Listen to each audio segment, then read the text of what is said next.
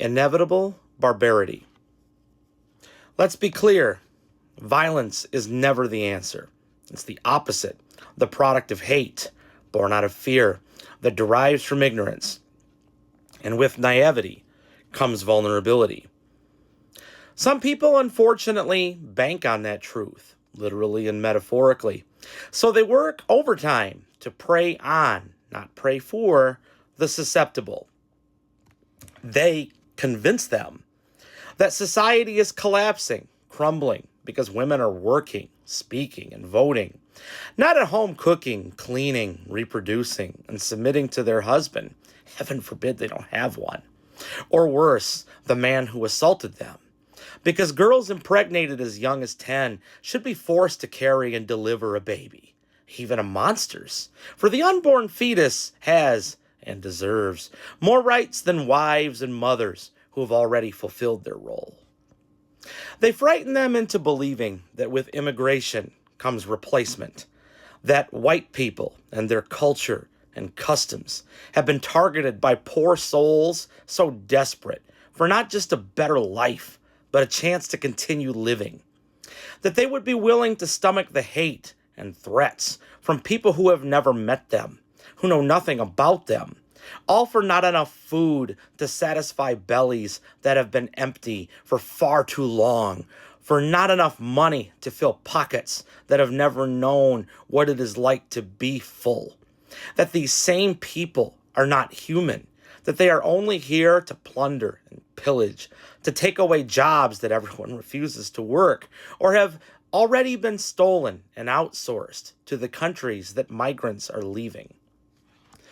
They sell them the lie that their religion is under attack too by Jewish Americans who somehow control colleges, nonprofits, movies, Hollywood, etc.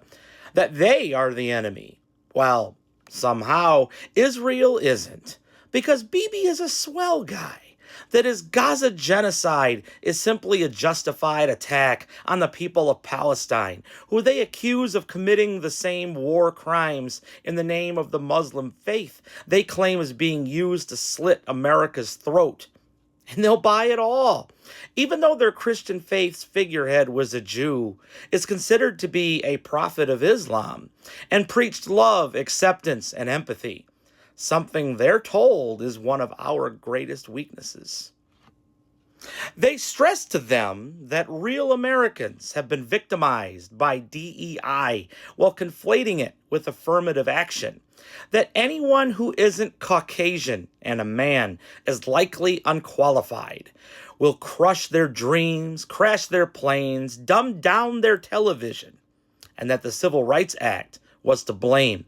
That Martin Luther King was an awful man who said one good thing he actually did not believe.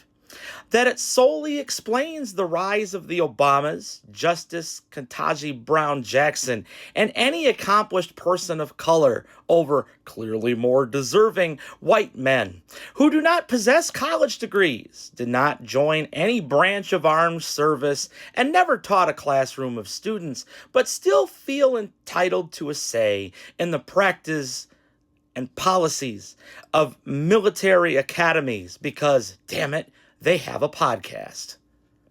And yes, they even rile them up against those who live and love differently, while refusing to acknowledge the animosity that their statements create, that stoning gay people is God's perfect law, that trans people are a social contagion, pure evil, to blame for inflation, and a throbbing middle finger to the Lord, that they should be taken care of, perhaps either by lobotomy or worse, and that doctors who provide gender-affirming care deserve Nuremberg-style trials, for they are guilty of child mutilation, and that they are to blame for mass shootings, all while supporting the right to bear arms and decrying even sensible regulations and safety measures. No, there is no place in decent society for brutality and bloodshed, or all of the forces that lead to it. And yes, taking a stand against it is the responsibility of all good people. But the key word is all, which means exactly what it says.